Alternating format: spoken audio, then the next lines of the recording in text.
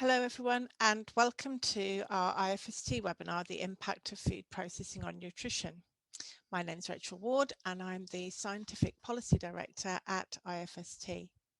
We've got some excellent speakers today with really relevant expertise who are going to share with us an overview on the role and the impact of food processing on nutrition. To frame our discussions today, I wanted to share that in EU and UK legislation on hygiene of foodstuffs, there are some definitions for food processing and for processed and unprocessed foods. And in these definitions, they say that processing means any action that substantially alters the initial product, including heating, smoking, curing, maturing, drying, extraction, marinating, extrusion, or a combination of these processes. And that processed products means foodstuffs resulting from the processing of unprocessed products. And that processed products may contain ingredients that are necessary for their manufacture or to give them specific characteristics. We just wanted to share those definitions because we thought it would be helpful, and we hope that the presentations from our speakers today will provide some additional useful knowledge to help us all utilise food processing effectively in the support of positive, sustainable nutrition, and perhaps identify some areas where more research might be needed. Next slide, please. This webinar is being recorded and will be uploaded to our IFST webinar hub. Feel free to make comments and ask questions throughout the webinar using the Q&A function, which should be at the bottom of your screen. This can also be used in the case of any technical difficulties. There will be a Q&A session live after the presentations where we will respond to as many of these questions as possible. So our speakers today are Sarah Stanner from BNF, Mike Adams from Camden BRI, and Dr. Jibin Hay from Teesside University.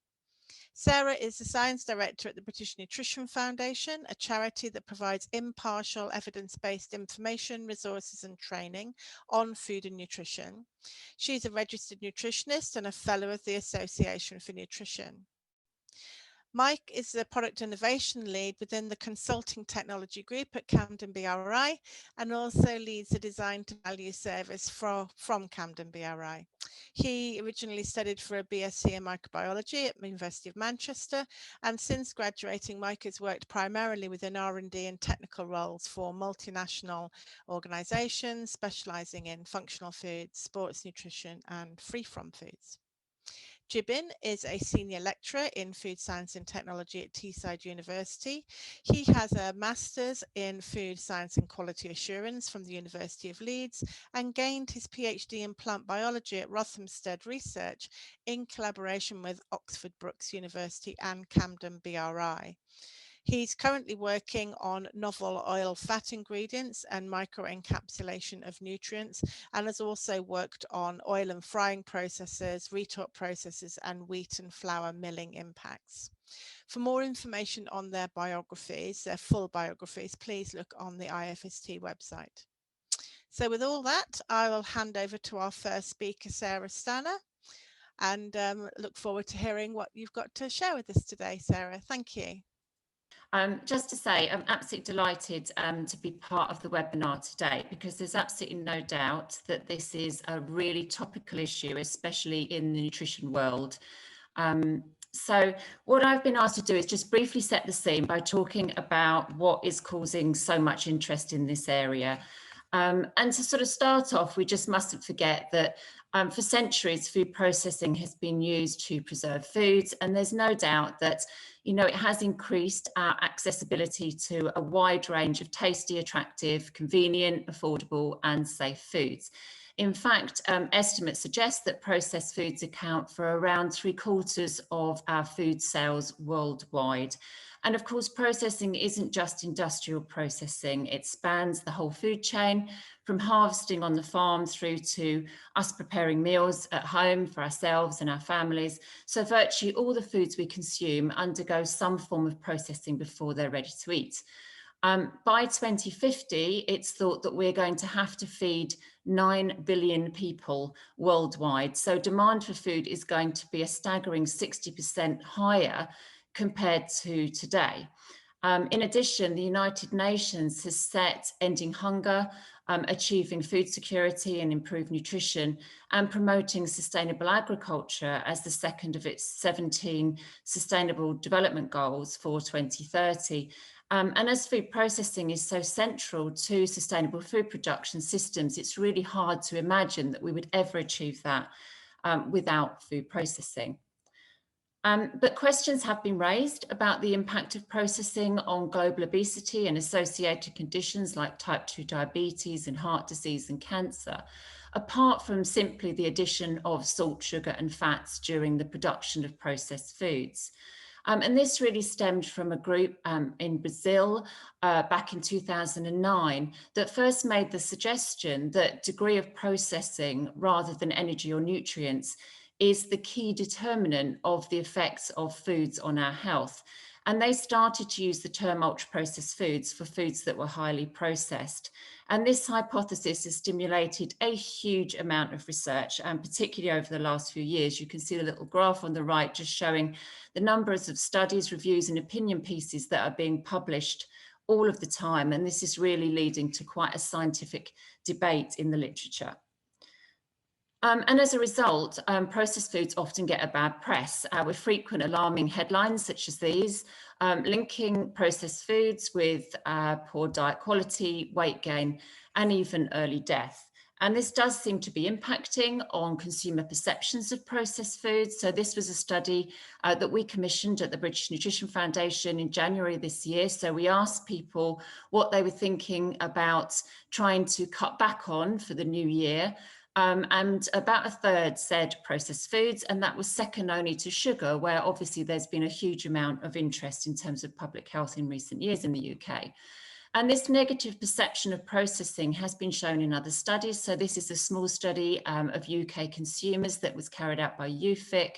And in this study, consumers seemed aware that actually processed foods were helpful in terms of shelf life and preparation time, but they weren't aware of other benefits, such as the fact that processing improves food safety, can enhance the nutritional content of foods, and processed foods were generally viewed as less healthy than less processed foods.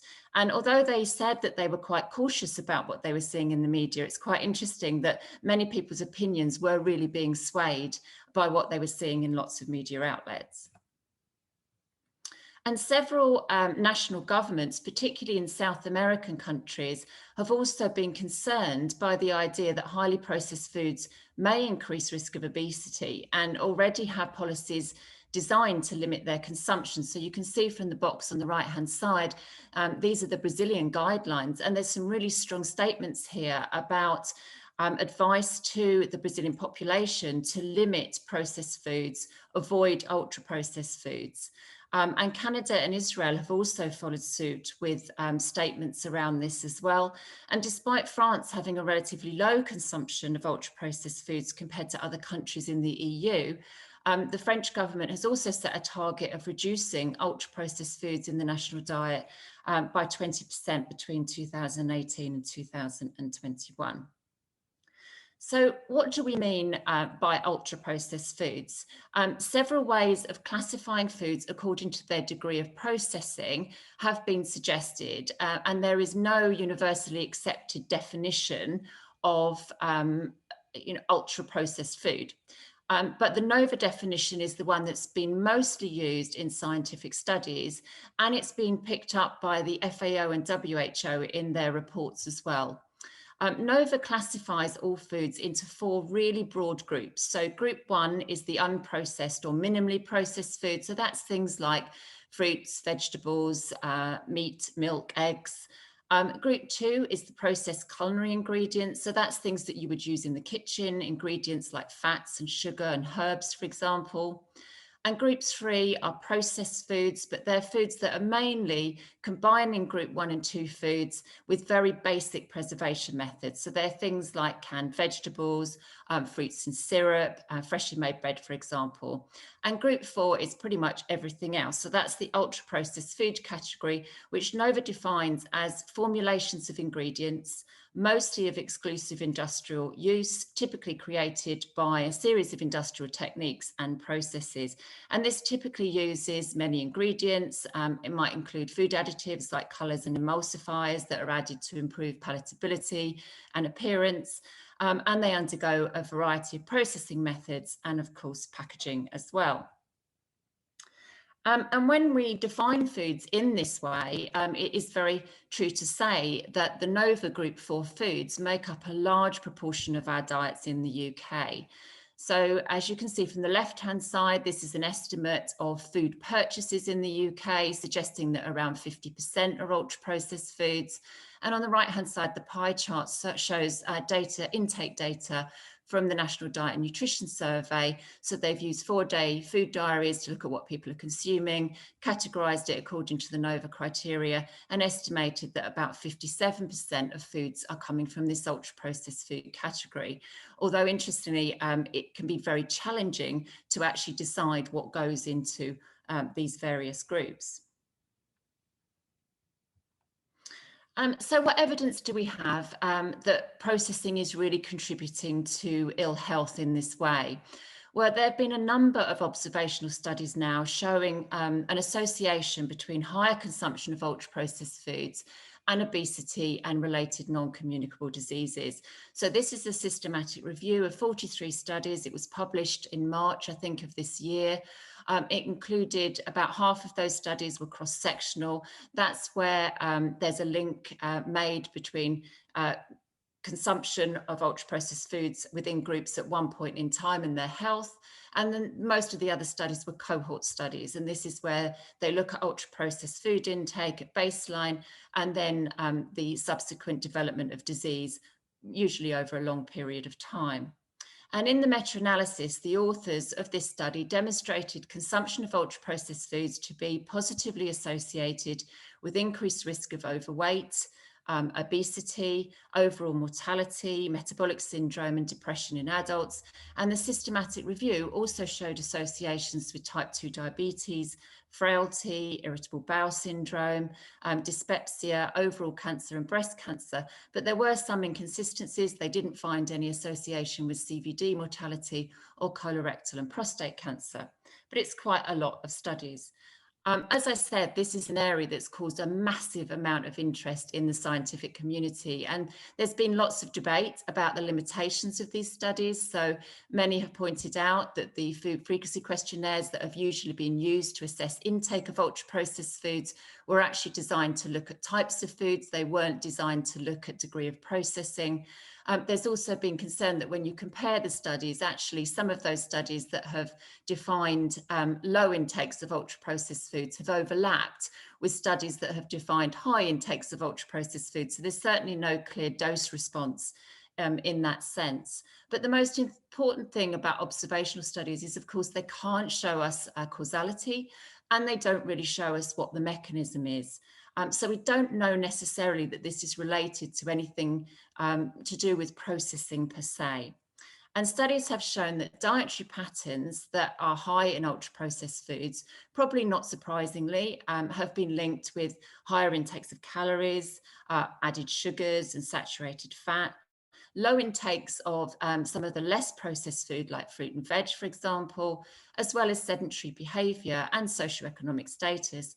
Now, a lot of these studies have tried to control for a lot of these factors, but because they're observational, the risk of residual confounding is really high.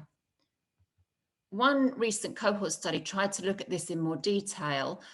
This is a study that was called the Airwave Health Monitoring Study, and it was by Professor Gary Frost's group at Imperial. And he tried to look at this in more detail by developing a diet quality score, which was based on intake data from 7-day diet records. And he also created a cardiometabolic risk score. So that was based on things like obesity, blood pressure, cholesterol, a marker of inflammation, and also glucose control. In this study, they found that 58% of total energy intake was coming from ultra-processed foods. Now, that's very similar to the finding from the National Diet and Nutrition Survey, so the sort of national average. And ultra-processed food intake was correlated with both diet quality and the cardiometabolic risk score. But when they actually controlled for diet quality, that association with cardiometabolic risk came out. So really what this is suggesting is that it was nutrition, really, the nutritional quality of the diet that was creating the link that was being seen.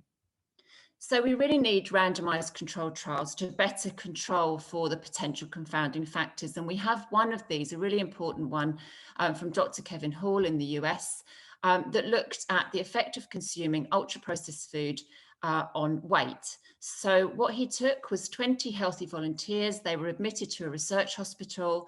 They were randomized to receive either an ultra-processed food diet or an unprocessed diet for 2 weeks, and then crossed over onto the other diet.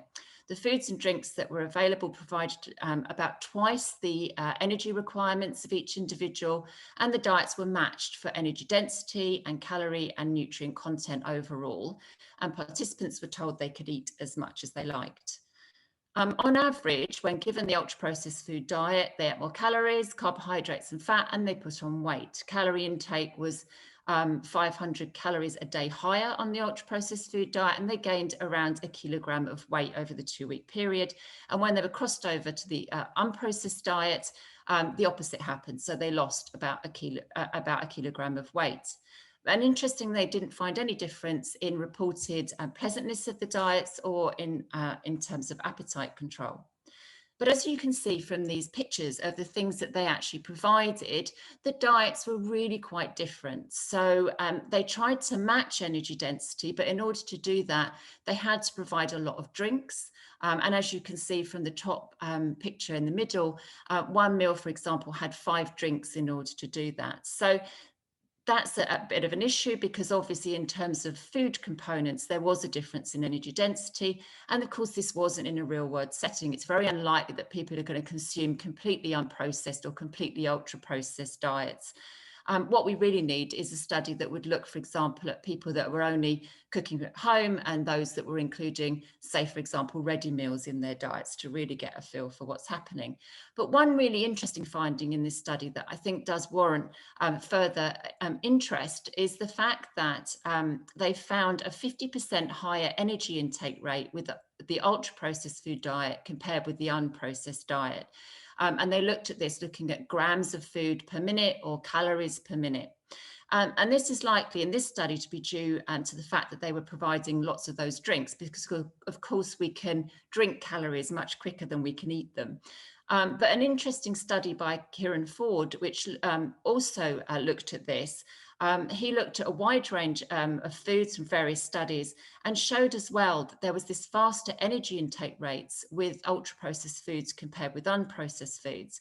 But again, there was significant heterogeneity within each processing category. So it is important to point out that actually higher energy intake rates were seen across all of the processing designations, even the unprocessed food. But perhaps this is one important area that could be considered during food processing, because as well as altering texture to make things quicker and easier to eat, they can also change the texture to make things slower to eat. So it's definitely an area to watch out for. One of the main criticisms of NOVA is that the actual group 4 category is very broad, and it's going to bring into that a lot of the foods that we as nutritionists are encouraging less of, so the foods that are high in fat, sugar and salt, but it's also going to bring in a lot of foods that we as nutritionists are encouraging people to eat more of. So it's going to encompass a lot of the, almost all of the commercially produced breads, and also most of the breakfast cereals that we know make an important contribution to nutrient intakes in the UK diet overall. So there is a bit of a conflict with our current healthy eating guidelines, as shown in the Eat Well guide here. And also the fact that we've had such a focus on trying to get people to look at labels, trying to get industry to reformulate, to produce healthier processed foods, because at the end of the day, a reformulated food will still be ultra processed if it was ultra processed in the first place. So just to give you a few examples, it doesn't distinguish between a muesli that's whole grain with some fruit and just a little bit of added sugar from a highly refined cereal. It won't distinguish between what we would think would be a very healthy sandwich with lots of salad and whole grain bread, from one that we would consider less healthy. Sugary drinks would be in the same category as diet drinks. And with ready meals, as I've said, anything that's reformulated to make it healthier would still be in that Nova 4 category, whereas anything that you cook at home, even if it's with the same ingredients, would be considered healthier. So we need to know much more about how consumers will respond to this message before using it in any sense, because it may well be that it could demonize some of the healthier foods that we're trying to promote, but also be a very unrealistic message to some consumers, possibly more vulnerable consumers, who have much more constraints in terms of time and money. So just to sum up, many studies are linking ultra-processed foods with increased weight and poorer health.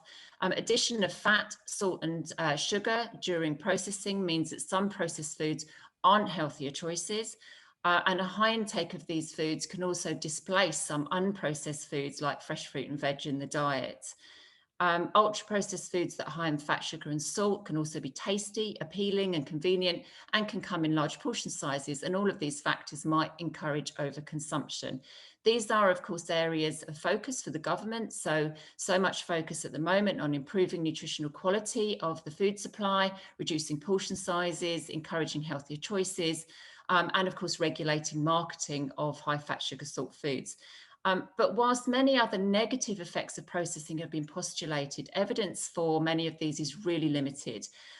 This is an area of much ongoing research, and understanding more in this area will hopefully identify ways that we can improve the healthiness of our foods in the future. Just to finish by saying that on the British Nutrition Foundation website, we've got lots of Q&As and resources and training materials available. But I hope I've set the scene a little bit, and I'm going to pass over to Mike and Jibin, who I know are going to give a much more detailed overview of the pros and cons of processed foods on our nutritional composition of our diet. So I'm just going to try to stop sharing. Thank you, everybody. Mike and I will double click on this one. We'll just change the slide. So Mike and I will just try to cover a bit of the basics on food processing and what it is really. I start with a bit about why we process food and how do we process food, and I will talk a little bit about the impact of the process on nutrition, direct impact specifically. We'll talk about the good things and the bad things as well. And in the last, we'll talk about the opportunities we may have to make process work for the nutrition demand, and can we do better? I guess you can see the answer there is, at least I believe, yes, we can. So right, let's start with next slide, please, Mike. Let's start with why do we cook or process food? Normally, when I talk about this topic, I always go with the safety first. But today, I'm going to talk about nutrition first, since that's the nutrition what we talk about. I'm not sure how many of people actually think about this. When you go back to many, many years for chronic orders, now cooking or processing, it potentially is one of the very first thing to make us human. Now this series developed by this group in the University of Harvard.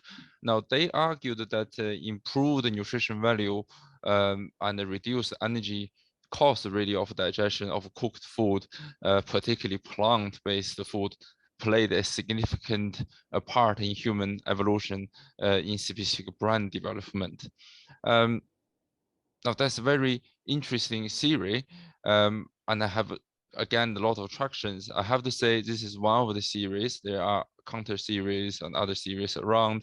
There are evidence supporting this. There are also evidence countering this. But regardless whether this is true or not, the key message is the same, that ultimately we process food is to get better access to the nutrient within the food, other than the other aspect added in by the modern process, such as improved safety, improved convenience, added quality, added value, and so on. Next slide, please, Mike. So in here, I will give you a quick example of what I mean by make the nutrients more accessible. Now, carbohydrates, I believe from Sarah's presentation, everybody will think like, okay, you know, a lot of Western society particularly consider carbs and subsequently high energy input as kind of anti-nutrients in the public opinion. Just because there's lots of them available to us here, but you need to bear in mind that's not the case in many other places in the world. Now, when you go into the global scale, as the bar chart show, that 63% of the currently supply to human society is still came from carbohydrates. Now, namely the starchy crops, rice, maize, and wheat. However, if you say decide to eat some raw flour or raw rice, if you like, how many nutrients you actually got over there? The answer is probably not a lot. If you see the scanning electron microscope image, the gray one, right hand on top, that's a raw maize starch granules. Now, the polysaccharides chains been tightly packed into granule format. As you can see, the surface is almost smooth. That's indicated how tightly they packed.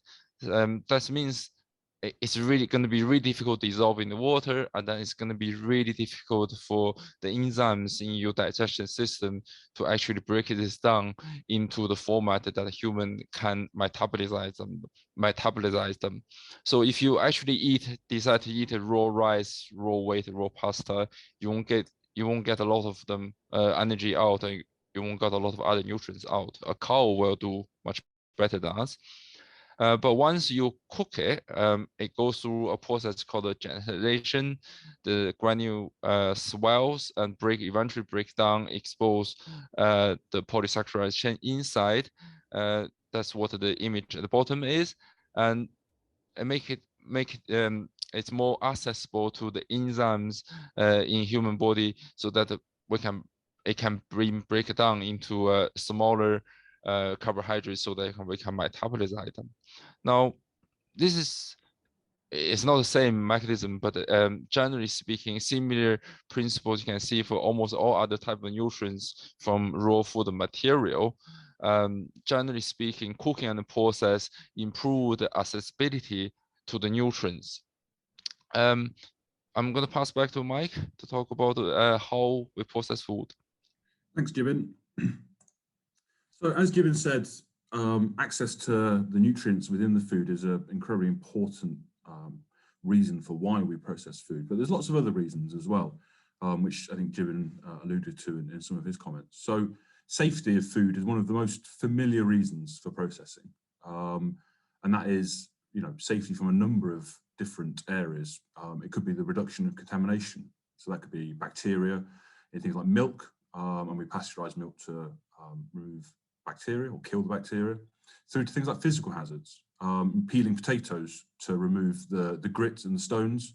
You know, a lot of foods are processed in order to make them safe. And another interesting area, which often isn't thought about, is lots of foods contain natural phytochemicals that are anti-nutritional factors. So they have a negative impact on your ability to absorb the nutrients from the food.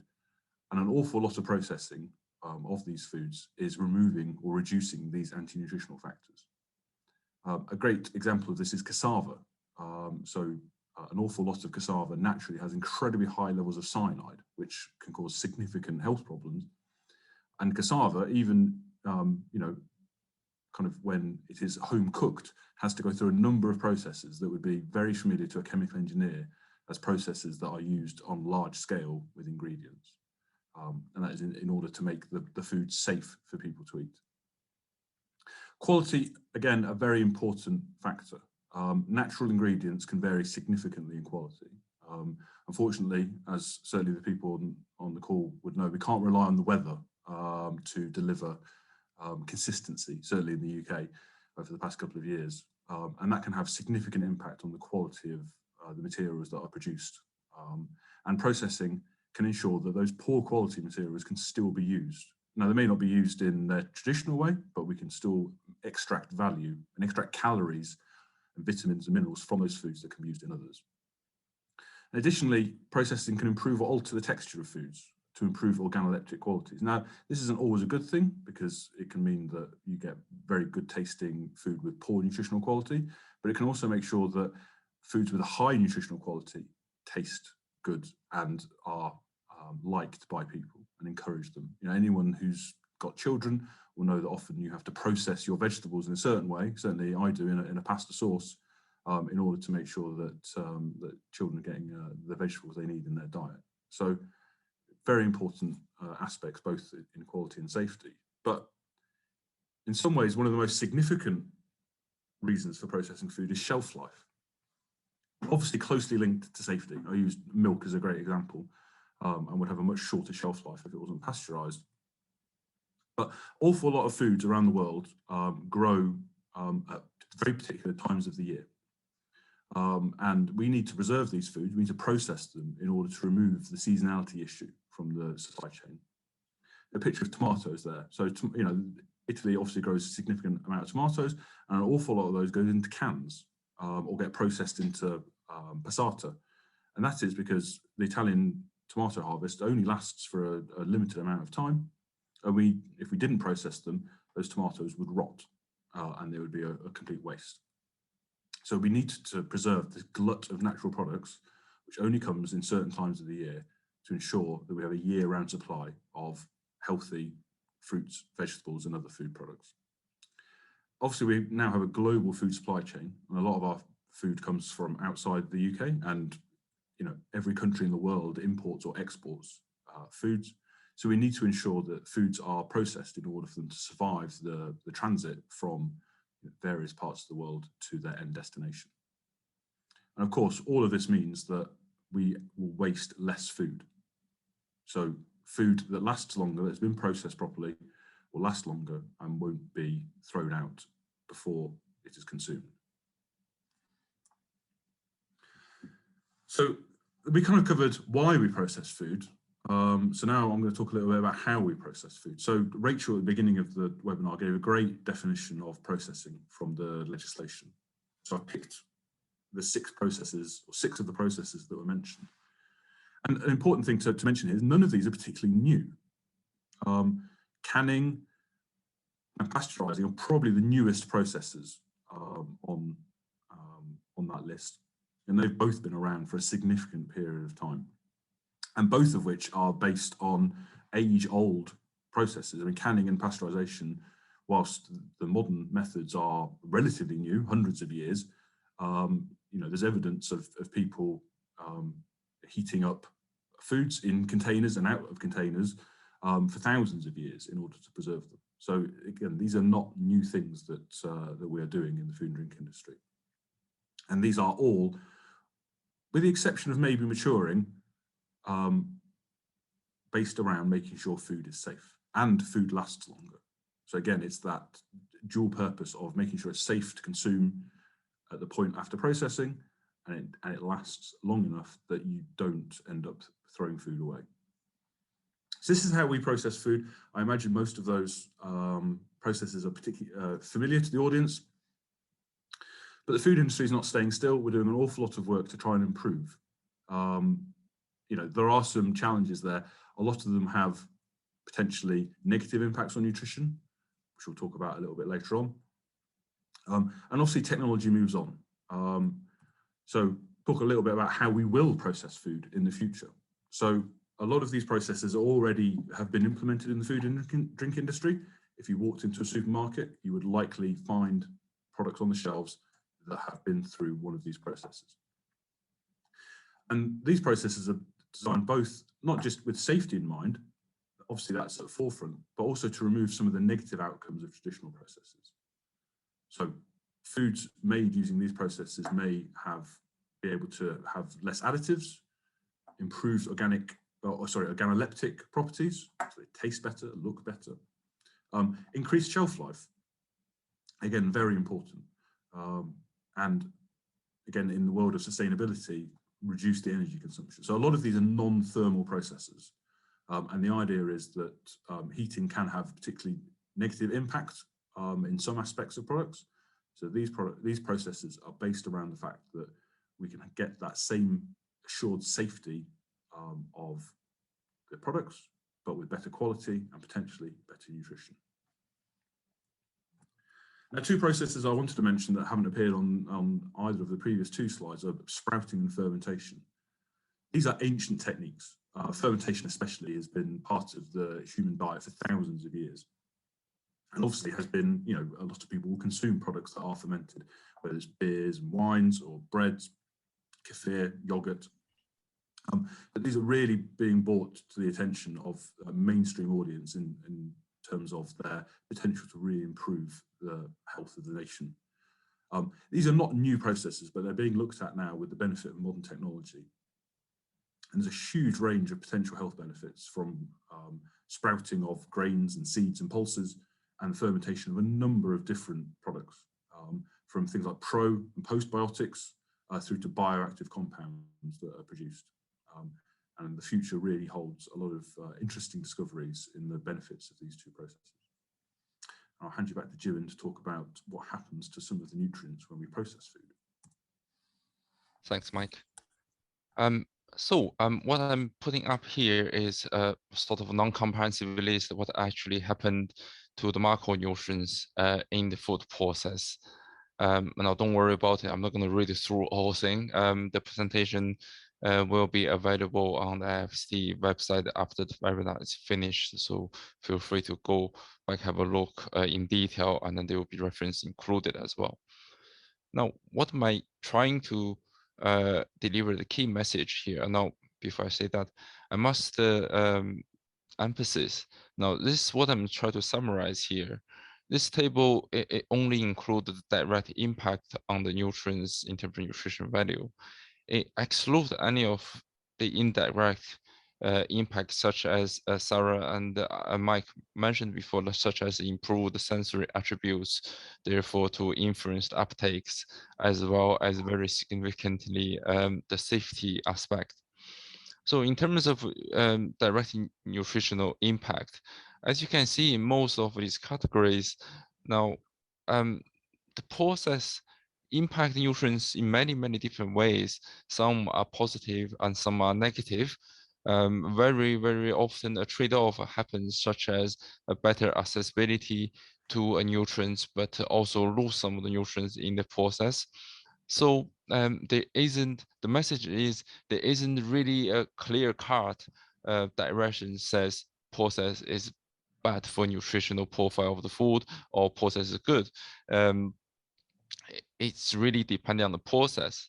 Now, one of the papers I read recently examined the compared the amino acid profile of cooked beef to raw beef, and the result is very interesting because it demonstrates that it depends on what type of the process it been through, whether it's boiling, frying, what temperature, it might increase or reduce the protein quality.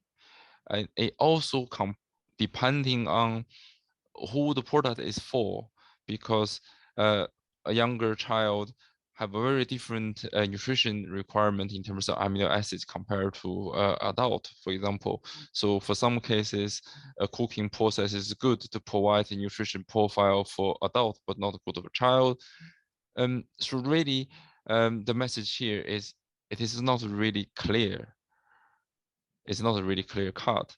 I'm going to hand back to Mike to talk about the micronutrients. Thanks, so I've mentioned it a couple of times that certain processes can have both positive and negative effect on the nutrition of foods and nutritional ingredients that are processed that way. Jim has done a great explanation of what happens to macronutrients, but it's important also to look at micronutrients. Now, as we said, we're going to talk about the good and the bad of processing. So it is true that vitamin and mineral levels can be reduced during processing. That can be leaching loss into water of minerals and vitamins. Thermal and storage degradation. A lot of vitamins are very sensitive molecules, and you can see losses both during processing and then over the shelf life of the product. And a lot of processes also involve the removal of nutrient-dense portions. So taking the bran and the germ off of wheat and making white wheat flour. However, processing also gives some opportunities. So you've got the opportunity with your processing of food to add in vitamins and minerals, so fortify the foods or bring them just back to the parity of what they would be if they weren't fortified. There's new processes and new work. So King's College London have done a great piece of work looking at the availability of wheat minerals. So zinc and iron in wheat, often even in whole grain wheat, isn't available. So it will show up in a test and you'll think that wheat flour is a good source of iron and zinc, but a lot of it isn't available to be absorbed. And they've been looking at processing wheat flour to actually make those minerals much more available. I've talked about the removal of anti-nutrients. So phytic acid is probably one of the best known anti-nutrients. That chelates minerals in the human body and means that, again, although you're eating the mineral, you're not benefiting from it because you're not absorbing it. So processing can remove phytic acid or disrupt it, destroy it, in which case it becomes a good source of phosphorus, because phosphorus is one of the main molecules in phytic acid. And then I've mentioned already the bioavailability of phytochemicals. So in canned tomatoes, the bioavailability of phytonutrients that have shown, such as lycopene, which have shown interesting health properties, much more bioavailable in a canned tomato than it is in a fresh tomato. So again, it's very interesting to consider both sides in micronutrients. Yes, there can be losses, but also there can be some benefits of processing. Right. Sorry, so Rachel show up. It's probably run out of time. I'm trying to be quick here. So what I'm trying to present here is the key message is actually, if you think about it, the food processing, it provides opportunity for improvement, because at that step that we can interrun instead of just get what you get a potato from the ground, boil it, eat, get what the nutrition is inside. Now we can interrun and then improve the nutrition profile from many different ways. Some of those you are familiar with, for example, fortification and restorations. You will see that in your white flour package and use most of the cereals. Some of them are legally required, some are voluntary. More of the industrial activities such as formulation and product development for better nutrients. You see them in the supermarket as well. Product with high protein content, high fiber content, with the added vitamin D, for example. Now, what I'm going to try to show you next slide is we also, in terms of science technology, we are working toward new technology and a new method to protect the vitamins from process. Now, as Adam Mike previously said, that the candid food really is a great product to me, because it reduced the food waste almost to none, because it's practically lasts forever, as well as accessible to many people because it's relatively cheap. Now, one of the problem is that to create a sterilized candid product, you need to heat it up really high. That's a traditional method, and under high pressure as well. Now, vitamins doesn't like that; they break down, and you can't really add a vitamin back after you the can goes through the process, because that breaks down the sterile environment. The product will go bad. So we are looking for a method, encapsulation method, potentially to protect the vitamin from that process, but also able to release the vitamin in human body. It sounds simple, but it can be tricky, because if you find a method can protect vitamin, it helps vitamin survive that harsh environment. It probably survive in human GI tracts environment as well. But the good news is we are working on it. I'm working with University of York and the BDC on a solution. There's no promises, but potentially we may find something. Next slide, please, Mike. So in the last part, you may think that, okay, you and Mike talk about a lot of these novel technologies. We try to look, we find some, but not as many as you I would like to see this novel technology even used in food processing. Now, there's a lot of reason for it. Is that many of these technologies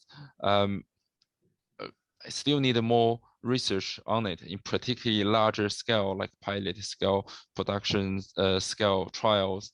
Now, these trials are very, very expensive, and then we require industrial partners to work with us so that we can provide practical data to inform the actual practice. There's also other barriers such as regulation barriers. The novel food technology regulation is very complex and strict, and as I think I should be, because it is safeguarding the public health.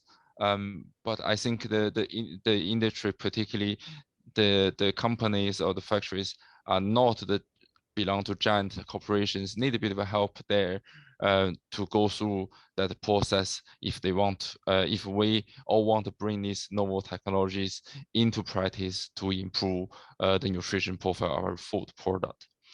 Back to Mike to summarize. Thanks, Jibin. I'll be really quick because I know Rachel's about to shout at us for running over time. So I think, very quickly summarize what we've talked about. So processing of foods is critical to ensure that we've got healthy foods for the population all year round. Certainly in countries where we have a very limited growing season for fruits and vegetables. It is critical to safety. There's no other way of ensuring that we have safe food rather than processing it. And whilst some processes can change nutrient levels, it's usually fairly well understood and normally comes with a benefit. So unfortunately, sometimes we sacrifice nutrient levels for shelf life, as Jibin talked about with canning.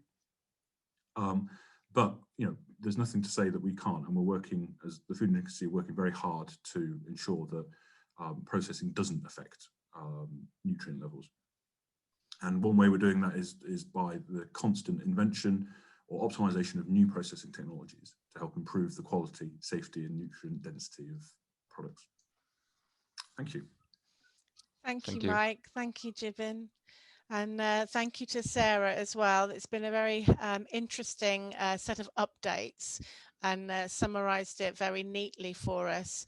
We're now moving on to today's Q&A session. I can see we've got one question, but as a reminder, please do submit your questions using the Q&A function, which is at the bottom of your screen. You may need to hover over and jiggle your mouse or touch your screen to see it. And then you can upvote people's questions by clicking the like button. So moving on to perhaps the first question. It's a really common question that I get asked a lot. So the difference between home processing versus industrial scale processing, Sarah mentioned it in her presentation, and Mike and Jibin. Could I perhaps ask Mike just to comment on that before we then go into answering some of our Q&A questions? Yeah, certainly, Rachel. It is a very good question, and it's something I get asked about a lot. I would say down the pub, but that's not happened for 18 months. It's a lot of people who go into food factories and have a look around and watch some of the TV programs that have been great on TV showing people how food factories operate, are surprised actually at how a lot of factory scale processes are pretty much exactly the same as you'd have in your kitchen, just on a bigger scale. Now, that's not to say that there aren't processes that exist in factories that you would struggle to get in your home. So extrusion is a great example. Certainly breakfast cereal, snack food extrusion is probably not a piece of equipment that you're going to have in your kitchen, but certainly lots of foods out there are manufactured in ways that are effectively large scale versions of kitchen processes. So canning, which is one that Jibin talked about, there's very little difference between how we can at home and how people traditionally can how people traditionally can at home and how we can in a factory. It's just done on a much larger scale, and is usually a bit more tightly controlled in a factory than it is at home because of the monitoring and the design of the equipment. Thanks, Mike. We've got a question from Ruth, which says asking how we suggest IFST pool all this knowledge for MPD. And if I could just answer that, I think there is an awful lot of knowledge out there, and within our IFST webinar series, we do make them available, and we also have our IFST community for members. So if anyone's a participant who isn't a member, we have an open community for members to share knowledge and to work together as communities of practice. So that's always always an opportunity, and that's part of what IFST membership provides for people. Moving on to another question, really interesting question about communicating the importance of processing to consumers, but also helping them to make choices. So maybe Sarah, you know, looking at making choices, how can we tell if the way a food is processed affects access to nutrition, and how can we layer that in with the importance of processing so consumers can understand, use the information that's provided to them, and then make a sensible choice? No, I mean, it's very difficult because at the moment, you know, a lot of consumers, when they look at a food product, aren't going to know the degree of processing that that product has had. I think it's about getting the message across to people that, you know, processed foods will vary greatly, not just in terms of like the type and purpose of processing, but also, you know, the nutritional composition of those foods. So at the moment, as nutritionists, what we would say is that it's mainly about looking at, you know, the added fat, sugar, salt in foods that's most important. And of course, you can do that from food labels, and that's very important. I think about degree of processing. The problem with that is, as I say, it depends what that processing is. So as we've heard from Jibin and Mike, you know, some of that is advantageous in terms of nutrition and some is not. So I think that's why we would say to consumers at the moment to focus primarily on looking at food labels where they've got the information and of course the ingredients list as well. And, you know, thinking about the foods they buy and making healthier choices within those processed products rather than worrying too much at the moment about degree of processing. Thanks, Sarah. We've had another question that sort of builds on that about how do the different processing methods affect nutrient content, and specifically the attendees asking about pressure sterilizing. Jibin, you mentioned some progress on that. Could you expand a bit more on that technique for processing and how it works and what its impact on nutrition would be? I think it will take longer for me to explain actually how it works. I'm pretty sure the question is referring to high pressure process, which is actually being used in food industry quite extensively in past probably decade. However, you still don't see a lot of food product processed that way. Predominantly, dominantly the reason is it is expensive to do. And the product you got out of it is also quite expensive compared to the standard sterilized product. It really, there's no secret there. You place your product in a very high pressure environment, and the microorganisms practically die in that environment because they can't sustain the pressure. But as many other things, I mean, if you see in automobile industry, now the hybrid technology, the electronic technology is rising really quickly. And they used to be very expensive. They're still very expensive, but I anticipate the price will go down because everything, the price go down with the scale, with more development going in. So same with food processing. If that's what the society demands and everybody start doing it, and then you will see it more and more often because the cost will go down and it will be adopted much more often. I noticed Sarah's unfortunately had to drop off, but for Mike and Jibin, Mike, I think there's also a risk that we run of perhaps being defensive about food processing. How could we be more objective and more effective in scrutinizing the different food processes that we're using, and perhaps, you know, make decisions or make a better judgment call on the impact of processing on nutrition and on the overall need for positive, sustainable nutrition for the future? I think that's a very difficult thing to do. Unfortunately, you know, the food industry as a whole has quite a negative opinion within the population. You know, you only have to go to the internet and hear big food being talked about. And unfortunately, you know, we can, you know, if we try and claim this, it's a very complex, subtle subject. Unfortunately, you know, the public like things to be either good or bad. And unfortunately, there's very little black and white. And in nutrition, it's very much shades of grey. So I think you know, I've seen one of the questions about communication, and Sarah's commented on it. We hear that from our membership time and time again about, you know, people asking us at Camden BRI how we can help communicate to the public.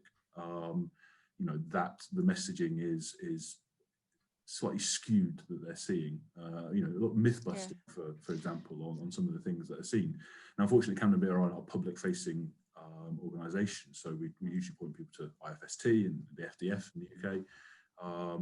But you know, there's a huge piece of education here, and I think data and trials are the main way in which you know, that can be you know, combated.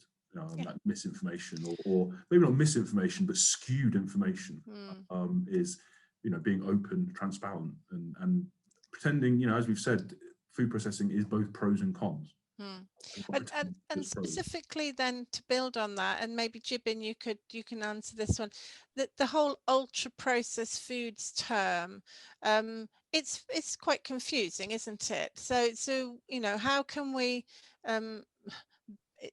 is it misleading with reference to nutrition, as the way the definitions describe? They're more ultra formulated, as our question asker is saying. I think that's I would like to answer that question. I build on that. I think, yes, I agree. I believe the ultra processing food is, the concept is misleading, and even the ultra formulated food, the concept is misleading, because theoretically nothing stop the food practitioners to ultra formulate a very, very healthy profile of the food for the consumers. I totally agree with Sarah's view on it. Perhaps it's not the processing, it's not the formula, it's the nutrients what you actually have in the food, is what you taking in the food. Now, how we inform this consumer, it's a really difficult question, because food labeling already doing a lot. But can they do it more? That's a question. For example, now compulsory labeling now have the macronutrients, but can they extend it to the micronutrients? Could they possibly extend it to energy density, for example, things like that? Or the bioavailability, exactly, perhaps, so that you get a better understanding of that side of things. That's really helpful, Jibin. Thank you. I'm afraid we're running out of time for questions. Thank you to everyone who's been putting questions into our chat.